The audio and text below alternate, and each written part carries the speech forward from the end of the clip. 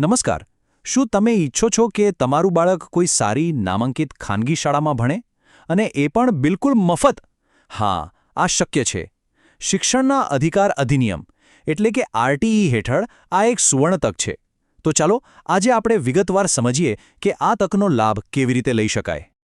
આજના આ સેશનમાં આપણે સ્ટેપ બાય સ્ટેપ બધું જ જોઈશું. પહેલાં તો આરટીઈ પ્રવેશ શું છે, પછી કોણ કોણ આના માટે અરજી કરી શકે છે, અરજી ક્યારે અને કેવી રીતે કરવાની છે, અને સૌથી અગત્યનું એડમિશનમાં કોને પહેલી તક મળે છે, અને છેલ્લે કયા કયા ડોક્યુમેન્ટ્સ તમારે તૈયાર રાખવા પડશે.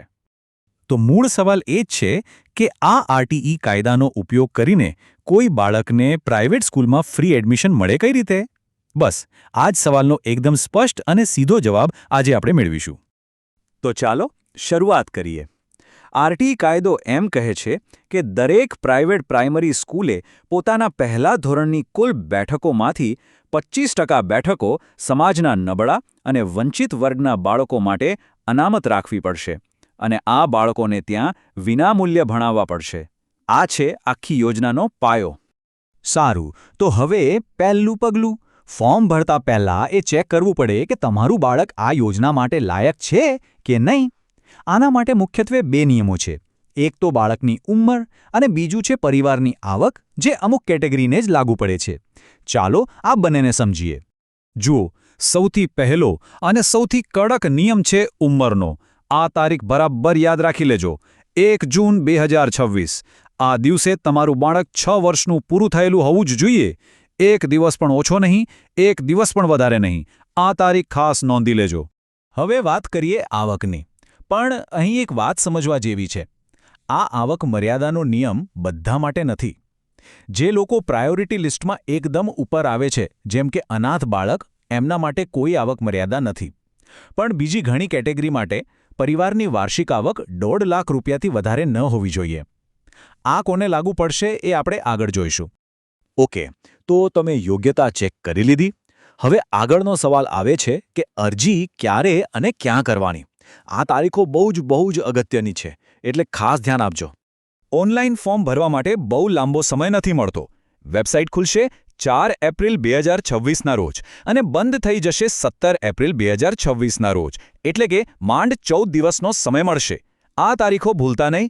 અને એક બહુ મોટી સાવચેતી: અરજી કરવા માટે ફક્ત અને ફક્ત એક જ સાચી વેબસાઇટ છે, જે છે rte.org.gujarat.com. હું ફરીથી બોલું છું, rte.org.gujarat.com. બીજી કોઈ પણ ખોટી કે નકલી વેબસાઇટ પર ભરોસો કરતા નહીં. સારું, તો ત્યાર સુધી બધું ક્લિયર છે? સરસ. હવે આપણે આખી પ્રક્રિયાના સૌથી મહત્વના ભાગ પર આવીએ છીએ કે એડમિશન મળશે કયા આધારે, કોને પહેલો ચાન્સ મળશે. આ બધું એક પ્રાયોરિટી લિસ્ટ એટલે કે અગ્રતાક્રમના આધારે નક્કી થાય છે. ચાલો આ સિસ્ટમને બરાબર સમજીએ. આ જે સ્ક્રીન પર તમે જોઈ રહ્યા છો એ સત્તાવાર લિસ્ટ છે.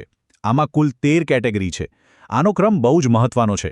એટલે કે જે નંબર 1 પર છે એમને સૌથી પહેલા એડમિશન મળશે, પછી નંબર 2નો વારો અને એમ કરતાં કરતાં આગળ વધશે. તમારું બાળક આ લિસ્ટમાં જેટલું ઉપર હશે એટલા એડમિશનના ચાન્સ વધી જશે. તો આ લિસ્ટમાં સૌથી ઉપર કોણ છે? સરકાર એ સુનિશ્ચિત કરે છે કે જેમને સૌથી વધારે જરૂર છે એમને પહેલી તક મળે. એટલે કે પહેલા ક્રમે અનાથ બાળકો, પછી સંભાળ અને સંરક્ષણની જરૂર હોય એવા બાળકો, ત્રીજા નંબરે બાલગૃહના બાળકો, ચોથા પર બાલમજૂર કે સ્થળાંતરિત મજૂરના બાળકો, અને 5મા નંબરે દિવ્યાંગ બાળકો. આ 5 કેટેગરીને ટોપ પ્રાયોરિટી મળે છે. લિસ્ટમાં થોડું આગળ વધીએ. 6ઠ્ઠા ક્રમે છે એવા બાળકો જે એઆરટી જેવી ગંભીર બીમારીની સારવાર લઈ રહ્યા હોય. 7મા નંબરે છે શહીદ થયેલા સૈનિકો કે પોલીસ જવાનોના બાળકો. 8મા નંબરે એક ખાસ કેટેગરી છે એવા માતાપિતા જેમનું એકમાત્ર સંતાન દીકરી હોય. 9મા ક્રમે આવે છે બીપીએલ કાર્ડ ધારકો જેમનો સ્કોર 0 થી 20ની વચ્ચે હોય. અને 10મા ક્રમે એસસી અને એસટી કેટેગરીના બાળકો. આ 10 પછી બાકીની કેટેગરીનો વારો આવે છે. ચાલો, હવે તમને પ્રાયોરિટીનું ગણિત સમજાઈ ગયું હશે. તો હવે છેલ્લો અને પ્રેક્ટિકલ તબક્કો: ફોર્મ ભરતી વખતે કયા કયા ડોક્યુમેન્ટ્સ હાથ વગા રાખવાના અને કઈ બાબતોનું ખાસ ધ્યાન રાખવાનું એની વાત કરી લઈએ.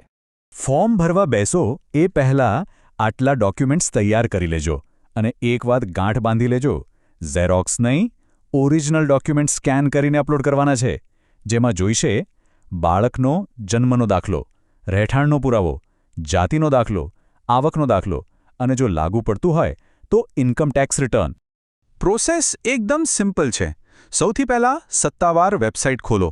પછી ઓનલાઈન ફોર્મમાં દરેક વિગત ધ્યાનથી અને સાચી ભરો. બધા ઓરિજિનલ ડોક્યુમેન્ટ્સ અપલોડ કરો અને છેલ્લે ફોર્મ સબમિટ કરી દો અને એની એક પ્રિન્ટ કાઢીને પોતાની પાસે સાચવી રાખો. અને હવે આખા પ્રોસેસની સૌથી અગત્યની વાત, જેમાં મોટા ભાગના લોકો ભૂલ કરી બેસે છે, એટલે બરાબર ધ્યાનથી સાંભળજો. તમે ફોર્મ ભરી દીધું, એની પ્રિન્ટ પણ કાઢી લીધી, પણ એ પ્રિન્ટઆઉટ લઈને ક્યાંય જવાનું નથી, કોઈ ઓફિસમાં જમા નથી કરાવવાનું. એ ખાલી તમારા પોતાના રેકોર્ડ માટે છે. આ વાતને હું ફરીથી ભારપૂર્વક કહું છું, કારણ કે આ બહુ સામાન્ય ભૂલ છે.